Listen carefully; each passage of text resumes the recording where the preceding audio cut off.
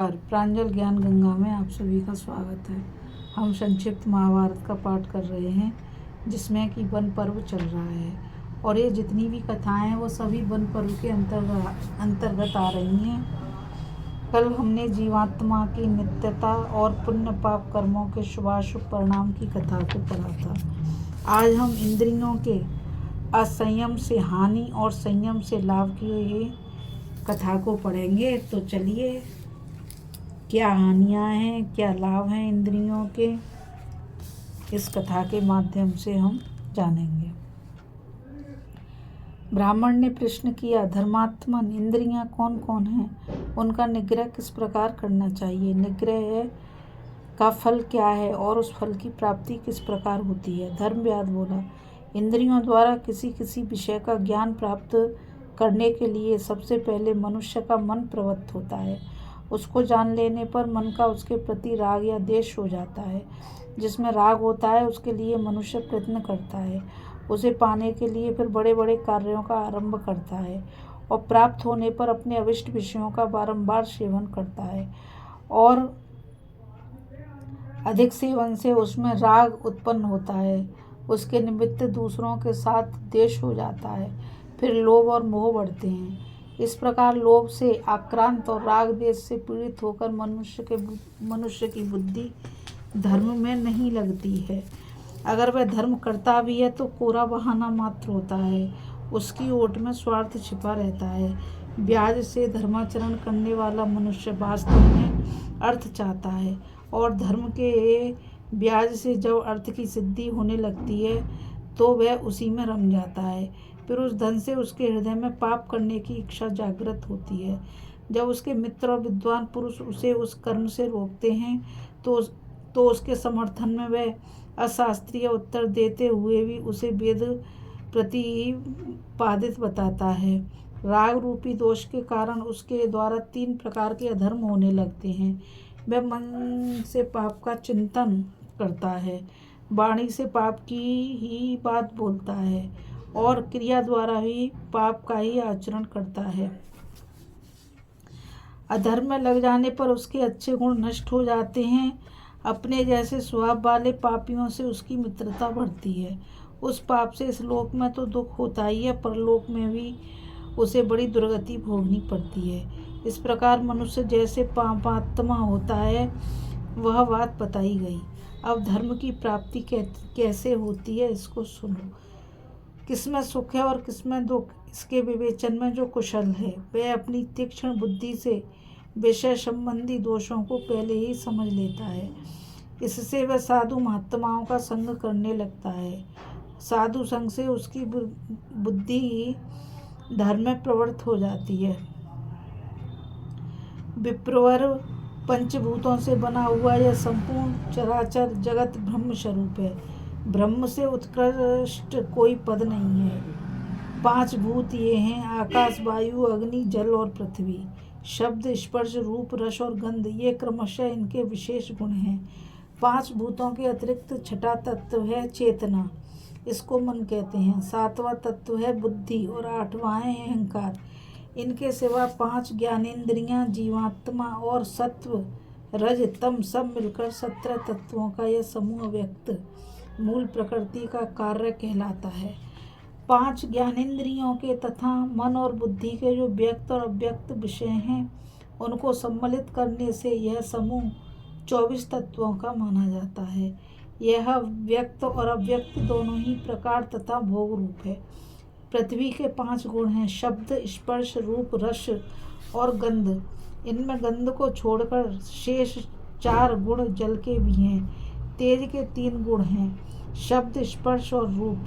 वायु के शब्द और स्पर्श 2 ही गुण हैं और आकाश का शब्द ही 1 गुण है।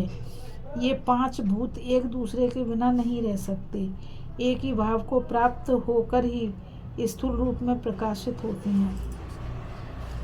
जिस समय चराचर प्राणी तीव्र संकल्प के द्वारा अन्य देह की भावना करते हैं, उस समय काल के अधीन हो दूसरे शरीर में प्रवेश करते हैं। पूर्व देह के विस्मरण को ही उनकी मृत्यु कहते हैं। इस प्रकार क्रमशः उनका आविर्भाव और तिरोभाव होता रहता है। देह के प्रत्येक अंग में जो रक्त आदि धातुएं दिखाई देती हैं, ये पंचभूतों के ही परिणाम हैं। इससे सारा चराचर जगत व्याप्त है। 12 इंद्रियों से जिसका संघर्ष सर्ग होता है वह व्यक्त है, किंतु जो विषय इंद्रिय ग्रहण नहीं है, केवल अनुमान से ही जाना जाता है, उसे अव्यक्त समझना चाहिए। अपने अपने विषयों का अतिक्रमण न करके शब्दादि विषयों को ग्रहण करने वाली इंद्रियों को जब आत्मा अपने वश में करता है, उस समय मानो वह तपस्या करता है। इंद्रिय निग्रह द्वारा मानो आत्म तत्व के साक्षात्कार का प्रयत्न करता है।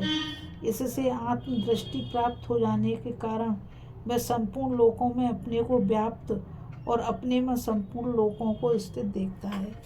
इस प्रकार परात्पर ब्रह्म को जानने वाला ज्ञानी पुरुष जब तक प्रारब्ध शेष रहता है, तभी तक संपूर्ण भूतों को देखता रहता है। सब अवस्थाओं में सब भूतों को आत्म रूप से देखने वाले उस ब्रह्मभूत ज्ञानी का कभी भी अशुभ कर्मों से संयोग नहीं होता। जो माया में कलेशों को लांघ जाता है, उस योगी को लोक वृत्ति के प्रकाशक ज्ञान मार्ग के द्वारा परम पुरुषार्थ मोक्ष की प्राप्ति होती है। बुद्धिमान ब्रह्मा ने वेदों के द्वारा मुक्त जीव को आदि अंत से रहित स्वयंभू अवकारी अनुपम तथा निराकार बताया है। हे विप्र, सबका मूल है तप, और तप होता है इंद्रियों के संयम करने से ही और किसी प्रकार नहीं। नरक, स्वर्ग आदि जो कुछ भी है वह सब इंद्रियां ही हैं। मन सहित इंद्रियों को रोकना ही योग का अनुष्ठान है। यही संपूर्ण तपस्या का मूल है, और इंद्रियों को अधीन न रखना ही नरक का हेतु है। इंद्रियों के साथ देने से, उनके पीछे पीछे चलने से सभी तरह के दोष इकट्ठे होते हैं, और उन्हीं को वश में कर लेने से सिद्धि प्राप्त होती है। अपने शरीर में विद्यमान मन सहित 6 इंद्रियों पर जो अधिकार प्राप्त कर लेता है, वह जितेंद्रिय पुरुष पापों में ही नहीं लगता। फिर अनर्थों से तो उसका संयोग हो ही कैसे सकता है। पुरुष का यह शरीर ही रथ है, आत्मा सारथी है, इंद्रियां घोड़े हैं। जैसे कुशल सारथी घोड़ों को अपने वश में रखकर सुखपूर्वक यात्रा करता है, उसी प्रकार सावधान पुरुष अपनी इंद्रियों को अधीन रखकर सुखपूर्वक जीवन यात्रा पूर्ण करता है। जो देह रूपी रथ में जुते हुए मन एवं इंद्रिय रूपी 6 बलवान घोड़ों की बागडोर को ठीक से संभालता है, वही उत्तम सारथी है। सड़क पर दौड़ने वाले घोड़ों की तरह विषयों में विचरने वाली इन इंद्रियों को वश में करने के लिए धैर्यपूर्वक प्रयत्न करें,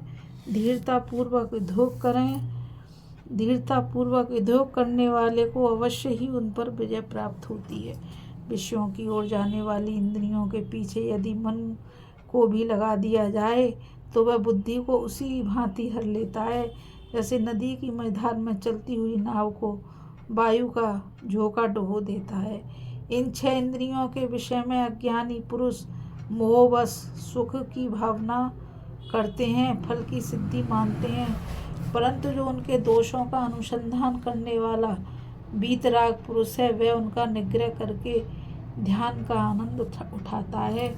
बोलो श्री कृष्ण भगवान की जय। बोलो श्री राधा रानी की जय।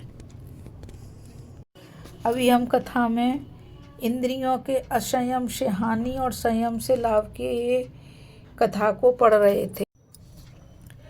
अब आगे तीनों गुणों का स्वरूप तथा ब्रह्म साक्षात्कार के उपाय की कथा को पढ़ेंगे।